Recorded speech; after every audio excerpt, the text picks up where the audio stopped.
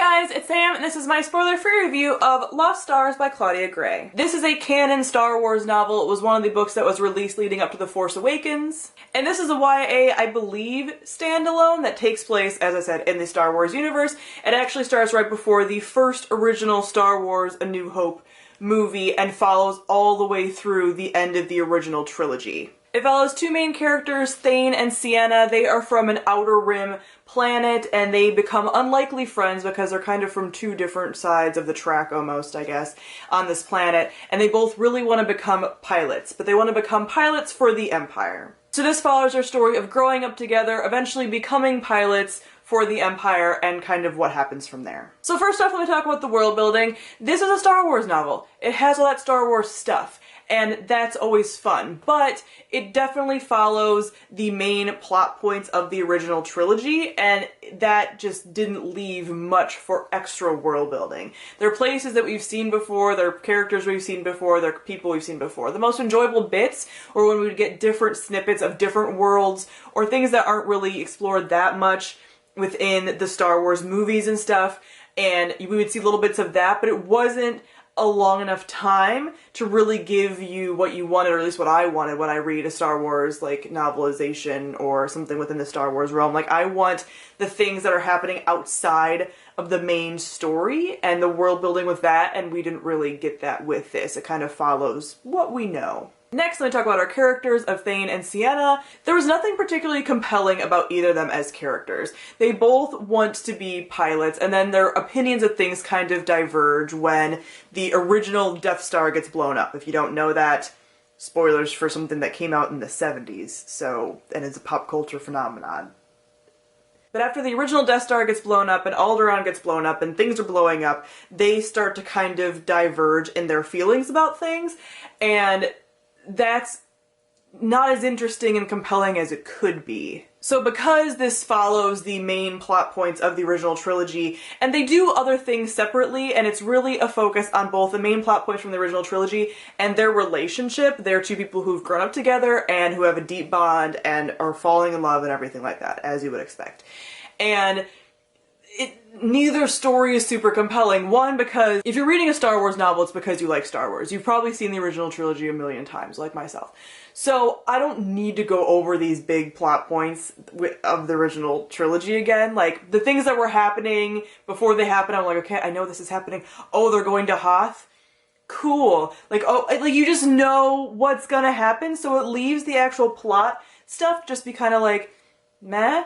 And then the character stuff, I don't really care about their relationship. Mostly because the two characters, when they were kind of diverging in opinions, one of them is remaining fairly loyal to the Empire. That would be compelling if it wasn't a story where we already know that the Empire is completely bad. Like, this character kind of thinks like, oh, maybe I can be the good within this bad society. Actually, maybe good things are happening, we're just not seeing it. All this stuff. They're making excuses for things, right? That would be compelling if, like, maybe we didn't know if that was true, but we know that's true. We know that the Empire is trash. We know it's bad. We know it's like one of the ultimate evils, Darth Vader's the worst, like, we know all these things. So the character just looks stupid to us because anyone that's reading this, like, knows these things. So it's just like, you look really naive and dumb. And this whole, like, things keeping them apart and everything is just kind of like, feels contrived because you know all this stuff. Like, it's boring. Where are the Jedis? So lastly, I want to talk about the plot. I kind of already talked about it. The plot a lot of times follows either the main plot points of the original trilogy or the different beats of their, like, relationship, and I just don't care enough about either. Nothing is particularly bad. It's just meh. It's just mediocre. Like, nothing is super compelling. I know what's about to happen.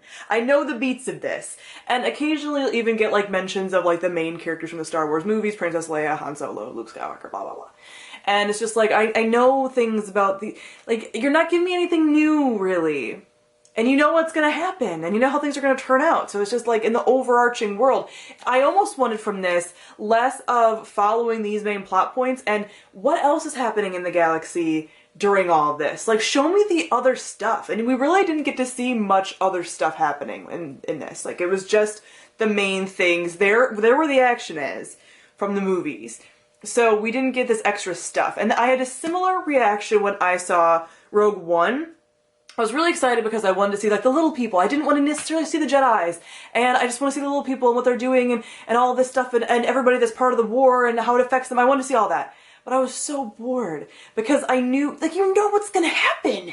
You know what's gonna happen in all of this. So like the whole, like, everything leading up in Rogue One to what happens in Rogue One, like, if you've seen the original trilogy, you know what happens. So it was just like, I don't care. And that's kind of how this was too. Like, I didn't care. In the same vein, I didn't really find a lot of the characters compelling in Rogue One, besides the husbands. But other than that, didn't care. And I don't really care about this. This didn't even have the redeeming quality of like really cool side characters. Everyone was just meh. Was just there. And it was hard to read because it was just so plain. So ultimately, I gave this one 2 to 2.5 out of 5 stars. If you're wondering, why did it still get 2 stars? I'm linking my discussion video for mediocre reads that just happened this weekend up above to talk more about this, because there's nothing bad about this. It was just mediocre. Like, the writing was fine, the characters were fine, the world was, like, fine, the plot was, like, boring, but it wasn't bad. I guess if you're not super familiar with Star Wars, like, it's fine. It was just meh. So comment down below and let me know what you thought of Lost Stars by Claudia Gray, and let me know if you've read any of the other current Star Wars Extended Universe stuff, the stuff that's now canon, because they got rid of a lot of the Extended Universe stuff from before, and now they have this new Extended Universe stuff. So if you've read some other ones, comment down below and let me know. I was thinking about reading Bloodlines, which is also by Claudia Gray, but is a Leia novel. I feel like I need to just stick with the Jedi stuff. Like, every time I try to read something that's like not focused on the Jedis and everything, I get bored, because it's just like, it still revolves around them. So if we're gonna revolve everything around them, I just want to read about them and the craziness of the Jedis with their magic, with their space magic. So thank you all for watching, and I'll see all you guys soon. Bye.